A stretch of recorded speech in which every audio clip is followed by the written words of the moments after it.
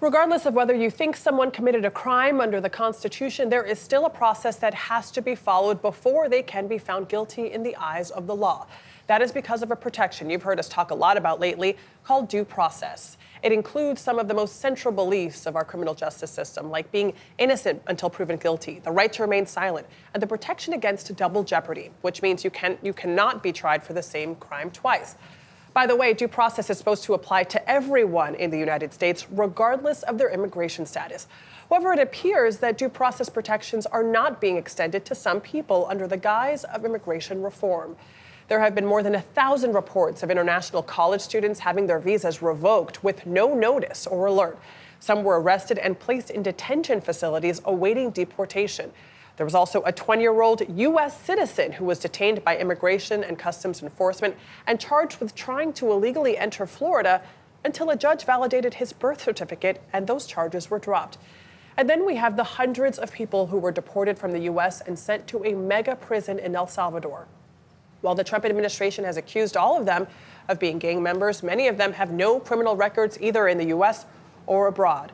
Just last week, Maryland Senator Chris Van Hollen made a trip to El Salvador where he met with Kilmar Abrego Garcia, who was mistakenly deported. Democratic Congressman Robert Garcia of California is there now in El Salvador and joins us live. Representative, thank you so much for the time and for joining us during this trip. You tried to get a delegation to officially go down to El Salvador. That was denied. You're going now with a few Congress members and you're paying out of your own pocket. Why are you there? What are you hoping to accomplish? Well, thank you. Look, I think it's really important that people understand that right now, Kilmar Abrego Garcia is here by mistake in a foreign prison in El Salvador, sent here, and the Trump administration has admitted that it was a mistake. The Supreme Court, in a 9-0 unanimous decision, then tells the administration to bring Kilmar back home, who was granted, by the way, being able to stay in the country by a judge. They are defying that order. This is incredibly serious. Take away due process from someone in the U.S. that had essentially a legal ability to be in this country, that was told by a judge that he should be in this country and could stay here, is now being deported mistakenly, and Donald Trump will not return him. This is on its way to a major constitutional crisis. The courts have to be a check on the presidency and on the Congress. We all know those basic separation of powers. So we're here to, again, demand the administration and the president that he needs to essentially listen to the Supreme Court and bring Kilmar back home.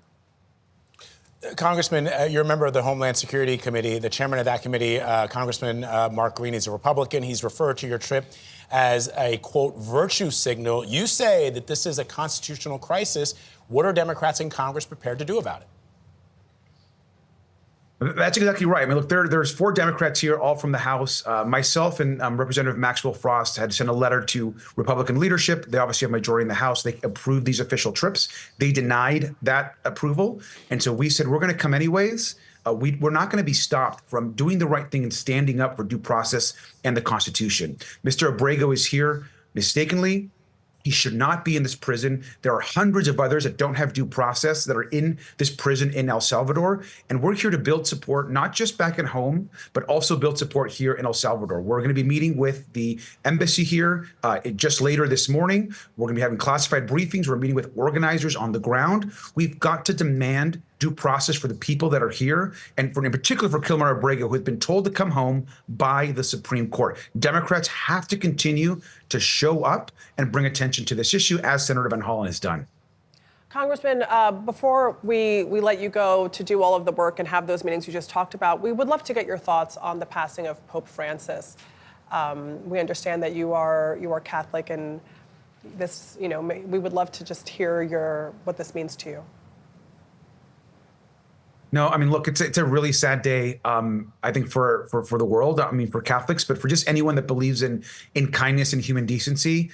Obviously, the Pope has such a reputation of generosity, of humility, the way he brought people in.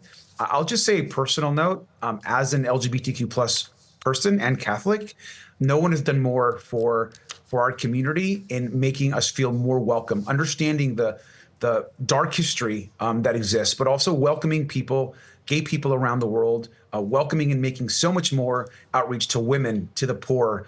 It's a really sad day, I think, for the world, and we just wish everyone that loved him and that knew him the very best, of course. Congressman Robert Garcia, thank you so much for your very moving words on the passing of Pope Francis, but also thank you for joining us to talk about the work that you're doing in El Salvador. We appreciate it.